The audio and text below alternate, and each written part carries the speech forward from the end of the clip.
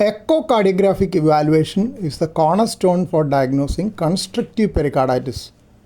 The fundamental pathophysiology of constriction involves a rigid, non-compliant pericardium that limits total cardiac volume, leading to exaggerated ventricular interdependence and the dissociation of intrathoracic and intracardiac pressures during respiration.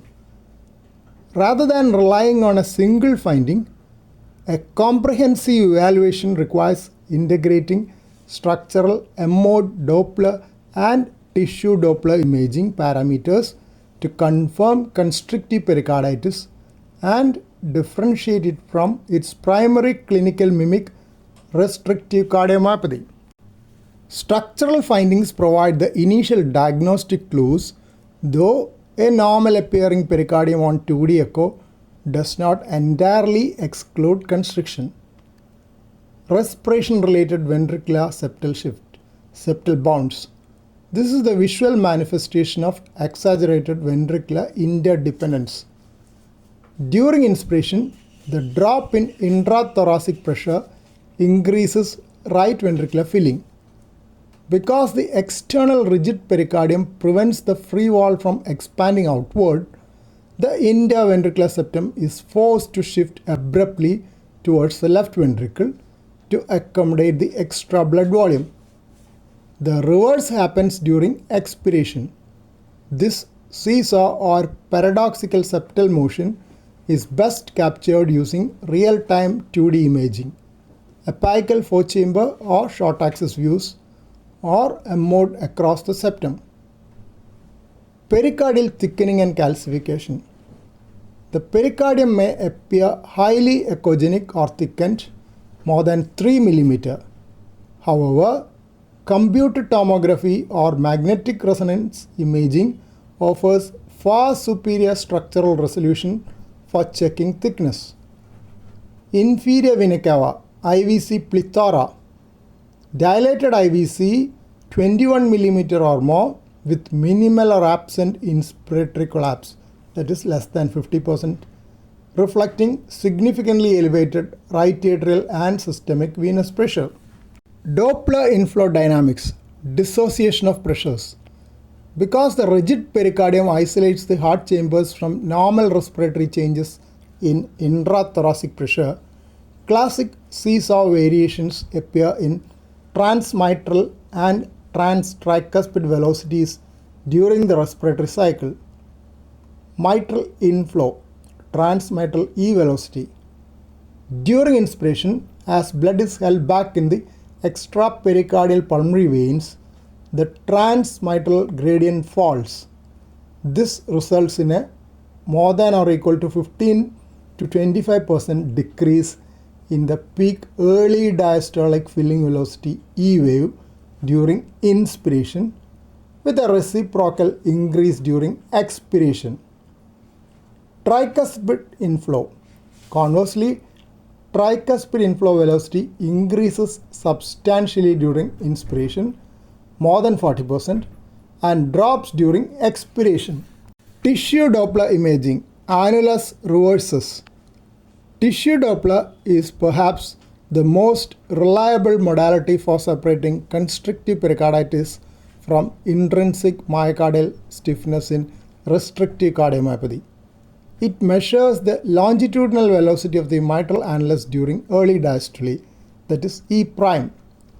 Preserved or elevated medial E prime. In constrictive pericarditis, the myocardium itself relaxes normally, but its lateral expansion is constrained by the adjacent rigid pericardium. Consequently, longitudinal compensatory relaxation forces are directed along the septum. This keeps the medial, that is septal E prime velocity preserved or even elevated, typically more than or equal to 8 to 9 cm per second. Annulus reversus. In a normal heart, lateral mitral annulus moves faster than the medial annulus. Lateral E prime more than medial E prime. In constrictive pericarditis, lateral wall movement is physically tethered by the rigid shell, causing lateral E prime to drop below the medial E prime. This reversal, medial E prime more than or equal to lateral E prime, is highly diagnostic of constriction. Systemic venous Doppler, hepatic veins. Evaluating hepatic vein flow profiles via pulsed wave Doppler highlights the baseline volume overload and pressure shifts. Expiratory diastolic flow reversal.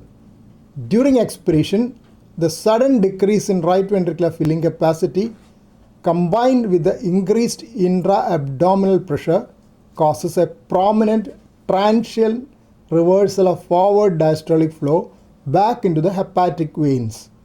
An expiratory diastolic reversal velocity ratio more than or equal to 0.79 relative to forward flow is a strong independent predictor of constrictive pericarditis. Diagnostic criteria differentiating constrictive pericarditis versus restrictive cardiomyopathy. The formal diagnostic standard established by the Mayo Clinic criteria utilizes a combination of these markers to distinguish between constriction and restriction. Ventricular septal defect.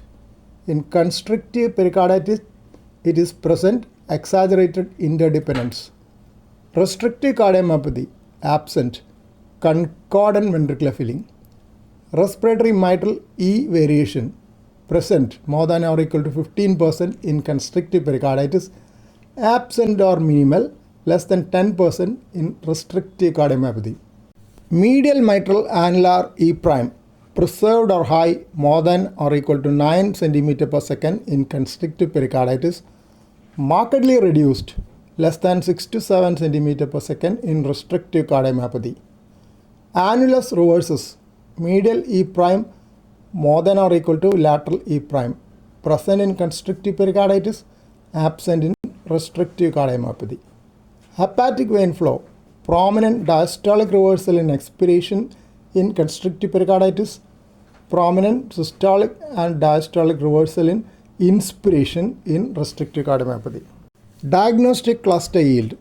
The presence of a respiration-related ventricular septal shift combined with either a preserved medial E prime more than or equal to 9 cm per second or a hepatic vein expiratory diastolic reversal ratio more than or equal to 0.79 yields a diagnostic sensitivity of 87% and specificity of 91% for constrictive pericarditis.